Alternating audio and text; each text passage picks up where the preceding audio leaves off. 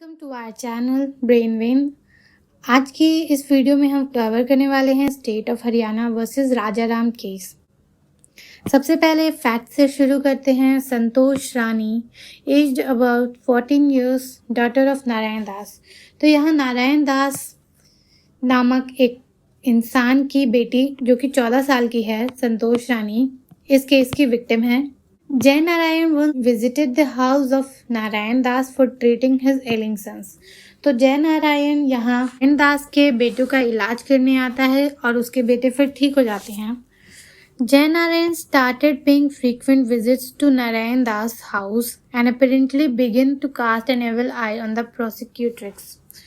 तो यहाँ जय नारायण फ्रीक्वेंट विजिट शुरू कर देता है नारायण दास के घर और उसकी बुरी नज़र उसकी 14 साल की बेटी संतोष रानी पर थी। तो जय नारायण का यहाँ काफ़ी घुलना मिलना हो गया था और उसे काफ़ी टाइम मिल जाता था संतोष के साथ।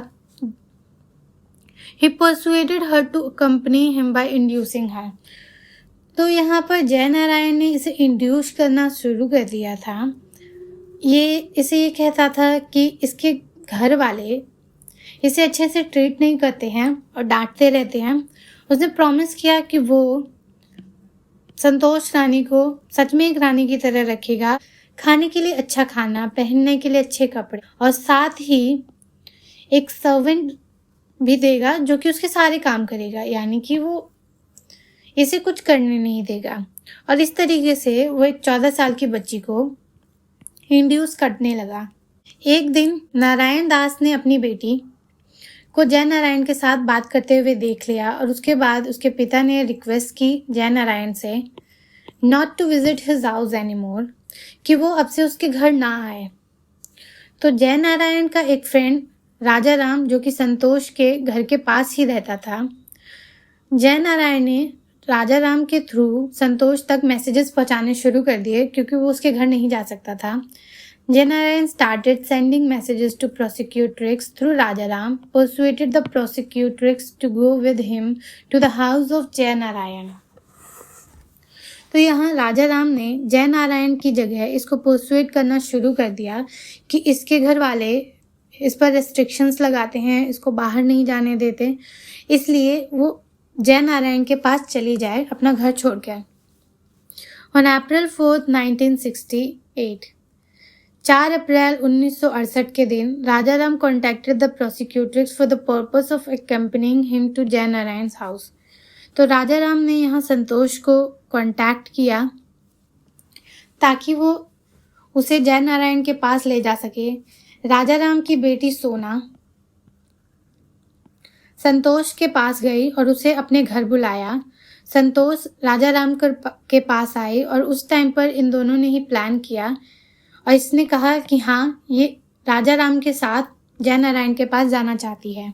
The prosecutrix went to the Rajaram's house on the night.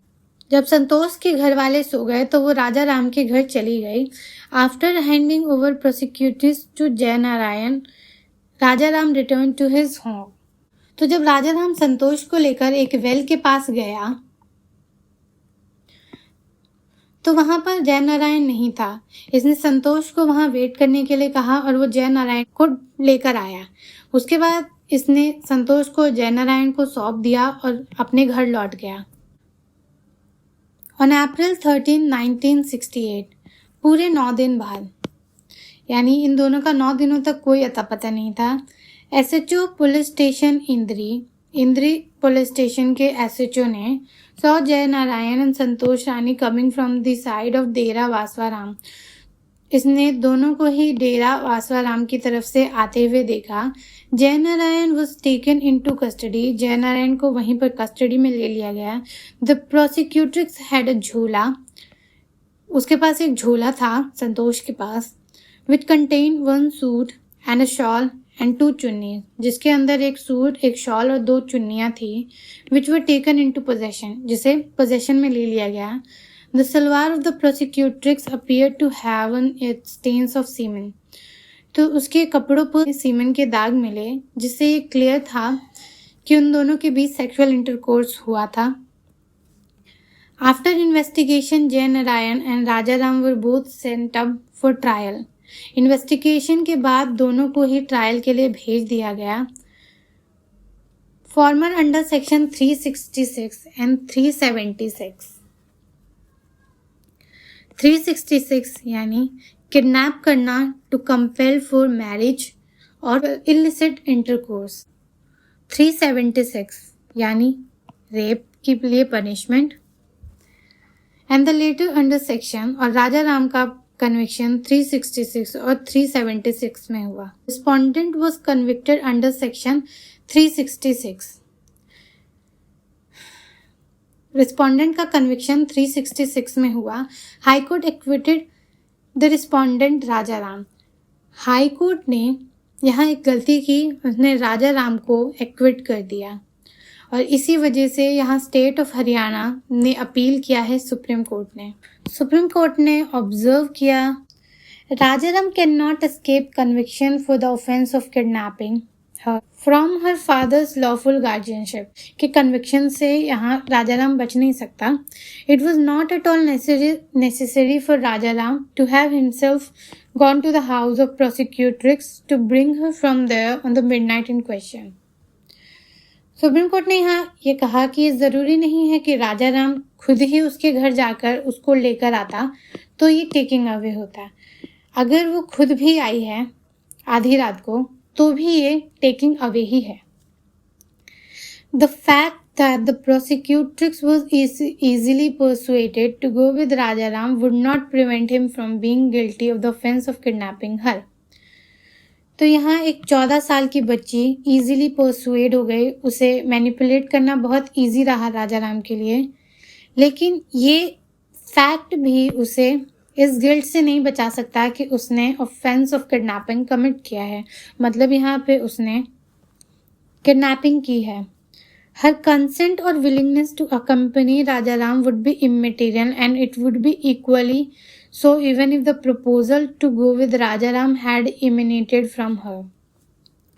Court ने कहा कि संतोष ने अपना कंसेंट खुद दिया था और वो खुद राजाराम के साथ गई थी, ये इमेटीरियल है क्योंकि एक माइनर का कंसेंट मैटर नहीं करता in case of kidnapping and it would be equally so. और अगर ये प्रपोजल अगर संतोष की तरफ से आता कि वो खुद जाना चाहती है तो भी ये इमेटीरियल ही होता। There is no doubt of distinction between taking and allowing a minor to accompany a person. कोई डाउट नहीं है कि टेकिंग और अलाउिंग में फ़र्क है, जैसा कि एस वरदराजन केस में कोर्ट ने कहा था कि वहाँ उस केस में एस वरदराजन ने सावित्री को अलाउ किया था to accompany him. But the present is not a case of prosecutrix herself leaving her father's house without any inducement by Rajaram. लेकिन इस केस में ऐसा नहीं है कि वो खुद से अपने पिता का घर छोड़कर राजाराम के साथ चली गई बिना किसी इंड्यूसमेंट के और उसने सिर्फ उसे अपने साथ जाने के लिए अलाउ किया। नहीं, इस केस में राजाराम की तरफ से इंड्यूसमेंट होता रहा। वो रेगुलर बेसिस पे प्रोसिक्यूट्रिक्स को परसुएड करता रहा है। Supreme court laid down the following important point. इस केस में सुप्रीम कोर्ट ने कुछ इम्पॉर्टेंट बातें कही। पहला, कि इस सेक्शन का ऑब्जेक्ट क्या है, सेक्शन 361 का। The object of the section is to protect the minor children from being seduced for improper purposes. इस सेक्शन का ऑब्जेक्ट है एक माइनर चाइल्ड को बचाना फ्रॉम बीइंग सेड्यूस्ड, किसी भी तरीके के सेडक्शन से। To protect the right and privileges of guardians having the lawful charge or custody of their minor was. और यहाँ पर एक गार्जियन के राइट्स को प्रोटेक्ट किया जा रहा है। The gravamen of this offense lies in taking or enticing. Gravamens यानी कि एक most essential part of a complaint or accusation. Kidnapping के केस में मोस्ट इम्पॉर्टेंट एसेंशियल इंग्रेडिएंट जो है वो है टेकिंग और enticing of a minor under the ages specified in this section.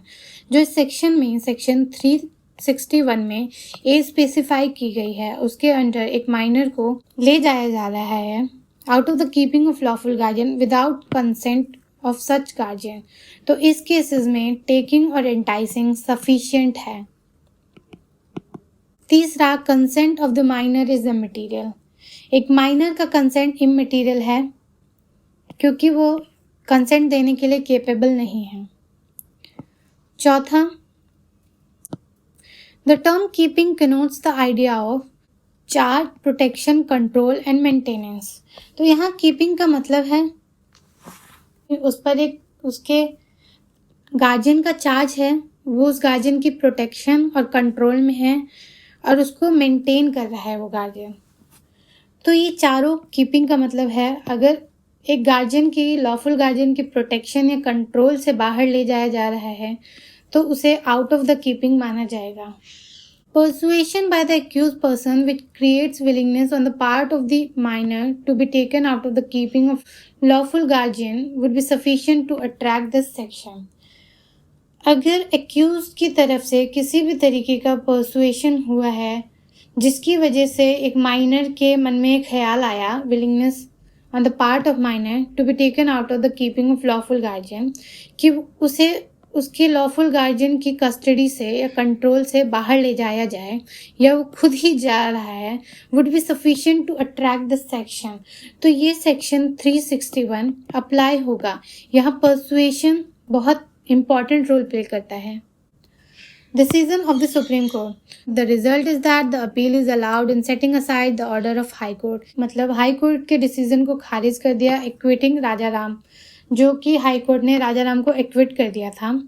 Respondent, we restore the order of second additional session जज affirming both the conviction and sentences. और यहाँ पे restore किया गया सेकेंड एडिशनल सेशन जज के conviction को, दोनों के लिए ही, राजा राम और जय नारायण के कन्विक्शन और सेंटेंस को फिर से कोर्ट ने इम्पोज कर दिया। Rajaram respondent should surrender to his bail bond to serve out the sentence. और यहाँ कहा कि राजा राम अपने बेल को सरेंडर कर दे और आके अपनी सज़ा भुगते। अगर आपको हमारी वीडियोस यूज़फुल लगती है तो हमारे चैनल को सब्सक्राइब ज़रूर करें। Thanks for watching.